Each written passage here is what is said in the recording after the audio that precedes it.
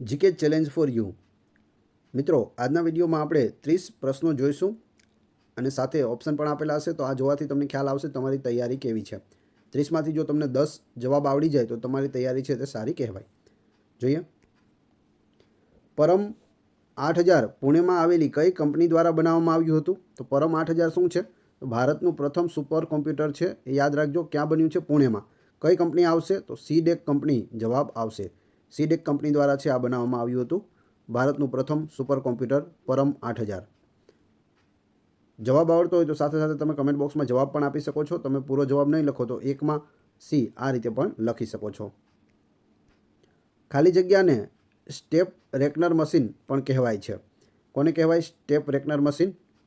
અહીં તમે ફોટોમાં જોઈ શકો છો. જવાબ આવશે multiplier wheel, option C. Linux operating સિસ્ટમનું ઓળખ ચિહ્ન શું છે? એના લોગોમાં શું જોવા મળે છે? ફ્લેમિંગો, કાંગારૂ, પેંગ્વિન કે ઈગલ? તો અહીં સાચો જવાબ આવશે ઓપ્શન સી. પેંગ્વિન છે તે જોવા મળે છે. તમે અહીં જોઈ શકો. લિનક્સમાં શું બેઠેલું છે? પેંગ્વિન બેઠેલું છે. કયો યુગ ભારતીય કલાનો સુવર્ણ યુગ તરીકે ઓળખાય છે? મૌર્ય, મુગલ, સોલંકી કે ગુપ્ત? તો સાચો જવાબ આવશે ગુપ્ત યુગ. ગુપ્ત યુગને ભારતનો સુવર્ણ યુગ પણ કહેવામાં આવે છે.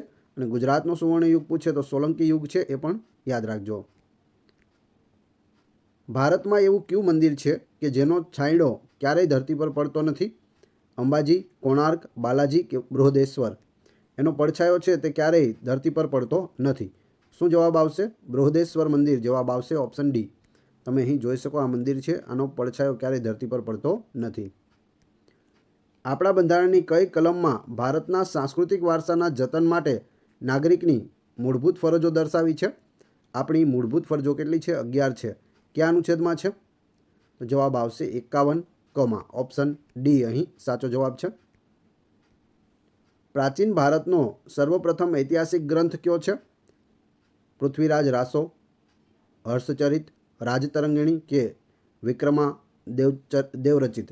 જવાબ આવશે રાજતરંગિણી, ઓપ્શન સી અહીં સાચો જવાબ છે. તમે અહીં જોઈ શકો. કલ્હણ દ્વારા લખવામાં આવેલું છે રાજતરંગિણી, જે ભારતનો સર્વપ્રથમ ઐતિહાસિક ગ્રંથ છે. ગણિત શાસ્ત્રના પિતા કોને કહેવાય છે? આર્યભટ્ટ, ચરક, નાગાર્જુન કે ભાસ્કરાચાર્ય? તો અહીં સાચો જવાબ આવશે આર્યભટ્ટ. આર્યભટ્ટને ગણિત શાસ્ત્રના પિતા કહેવામાં આવે છે. તમે અહીં જોઈ શકો. ઝીરોની શોધ પણ તેઓએ કરેલી છે. કયું પરિબળ વ્યક્તિ, સમાજ અને દેશમાં વિકાસને અવરોધતું પરિબળ છે? સાંપ્રદાયિકતા, બિનસાંપ્રદાયિકતા, આચારસંહિતા કે ધર્મનિરપેક્ષતા?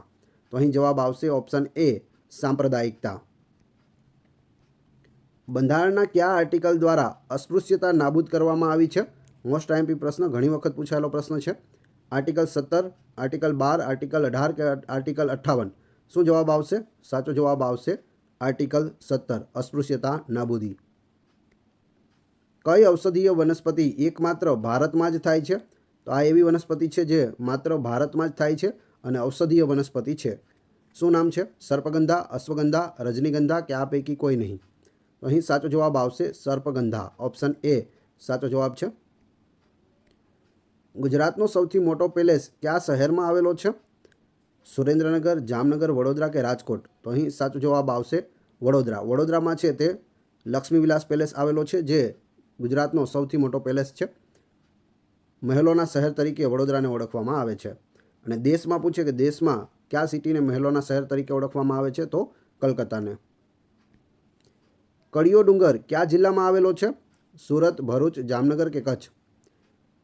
તો અહીં સાચો જવાબ આવશે ભરૂચ, ઓપ્શન બી. ભરૂચ જિલ્લામાં આ કળિયો ડુંગર છે તે આવેલો છે, જેમાં પાંડવોની ગુફા પણ આવેલી છે. તમે અહીં જોઈ શકો છો.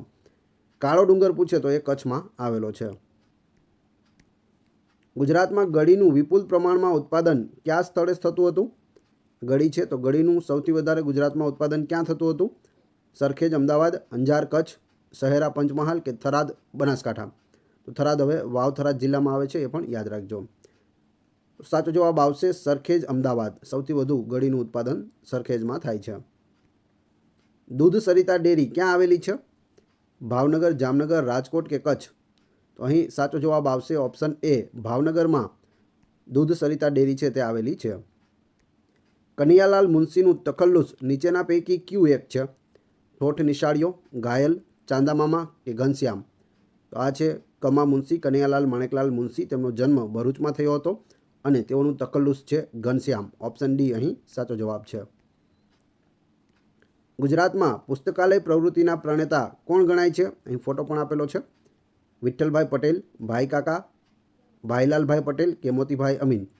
તો જેને આપણે ચરોતરના મોતી તરીકે ઓળખીએ છીએ તેવા મોતીભાઈ અમીનને પુસ્તકાલય પ્રવૃત્તિના પ્રણેતા તરીકે ઓળખવામાં આવે છે. એટલે ઓપ્શન ડી અહીં સાચો ઉત્તર છે. વિશેષણ શોધો. આપણે થોડી વાતો કરીએ. આ વાક્ય આપેલું છે, આપણે થોડી વાતો કરીએ. આમાં વિશેષણ શું છે? કરીએ, આપણે, વાતો કે થોડી? તો અહીં જવાબ આવશે ઓપ્શન ડી થોડી. થોડી છે તે વિશેષણ છે. નિપાત લખો. વન તો કલ્પના સમાન બની જશે. વન તો કલ્પના સમાન બની જશે.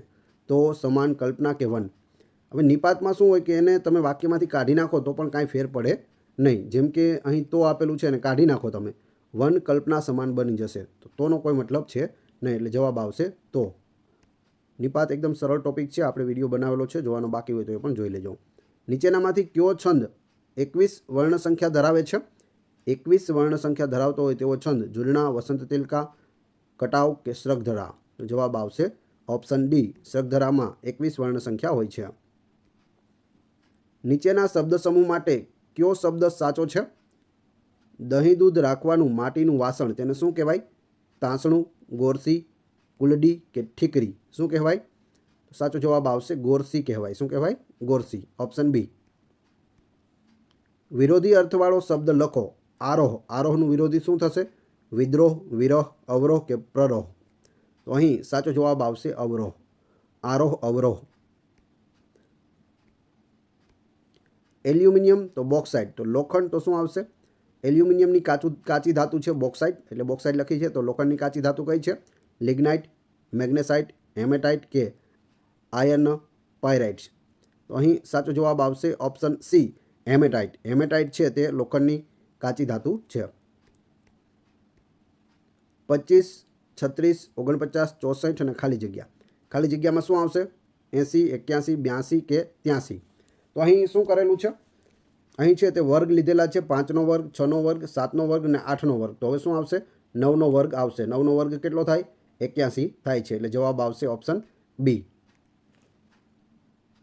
વર્ષ 2030 સુધીમાં $500 અબજ સુધી પહોંચવાના ભારત સાથેના દ્વિપક્ષીય વેપાર મિશનમાં કયો દેશ સામેલ છે?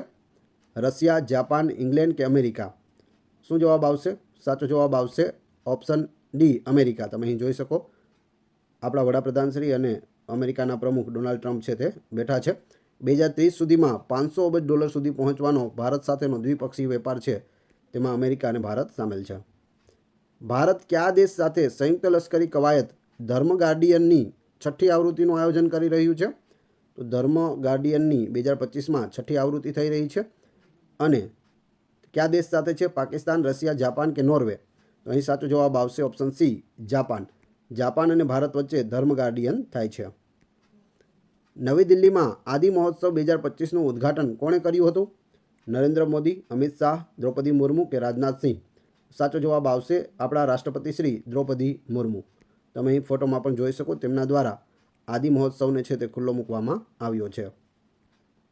કઈ જગ્યાએ? તો નવી દિલ્હીમાં. તાજેતરમાં કયા રાજ્યમાં 78 વર્ષમાં પ્રથમ વખત 2 દૂરના આદિવાસી ગામડાઓને વીજળી મળી છે?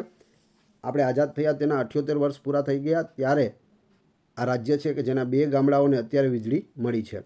નાગાલેન્ડ, આંધ્રપ્રદેશ, કેરળ કે ગુજરાત? તો અહીં સાચો જવાબ આવશે ઓપ્શન બી, આંધ્રપ્રદેશ. ઠોઠ નિશાળીઓ કોનું ઉપનામ છે? તમને અહીં ફોટો પણ આપેલો છે. વિનોદ દવે, શાહબુદ્દીન રાઠોડ, હરીન્દ્ર દવે કે બકુલ ત્રિપાઠી? સાચો જવાબ આવશે બકુલ ત્રિપાઠી, જેમનું ઉપનામ છે ઠોઠ નિશાળીઓ. બરકત અલી વિરાણીનું ઉપનામ શું છે?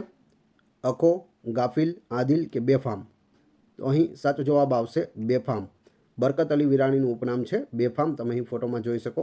નયનને બંધ રાખીને મેં જ્યારે તમને જોયા છે એ ગઝલના રચિતા પણ બરકત અલી વિરાણી છે, એટલે કે બેફામ છે. હવે તમારી ટેસ્ટ, જે આપણે વિડીયો જોયો તેમાંથી તમને અહીં પ્રશ્નો પૂછાય છે, જેનો જવાબ તમારે કોમેન્ટ બોક્સમાં આપવાનો છે, જેથી તમને ખ્યાલ આવશે કે તાજેતાજું જોયેલું પણ તમને યાદ રહે છે કે નહીં. પ્રશ્ન 1, લિનક્સ ઓપરેટિંગ સિસ્ટમનું ઓળખ ચિહ્ન શું છે? આનો ફોટો તમે જોયેલો છે એટલે તમને ખ્યાલ હશે. બીજું એલ્યુમિનિયમ તો બોક્સાઇટ તો લોખંડ તો ખાલી જગ્યામાં શું આવશે કમેન્ટ બોક્સમાં જણાવી દેજો. આ વિડીયોની PDF મેળવવા માટે તમે ટેલિગ્રામમાં GK with AM ચેનલની મુલાકાત લઈ શકો છો, જેની લિંક ડિસ્ક્રિપ્શનમાં પણ આપેલી છે. વિડીયો પસંદ આવ્યો હોય તો લાઇક, કોમેન્ટ, શેર અને સબસ્ક્રાઇબ કરવાનું ના ભૂલશો. આ ચેનલ ઉપર ઘણા બધા વિડીયો અવેલેબલ છે. તમે ચેનલના નામ ઉપર ક્લિક કરી વિડીયોમાં જઈ બધા જ વિડીયો જોઈ શકો છો. Thanks for watching my video.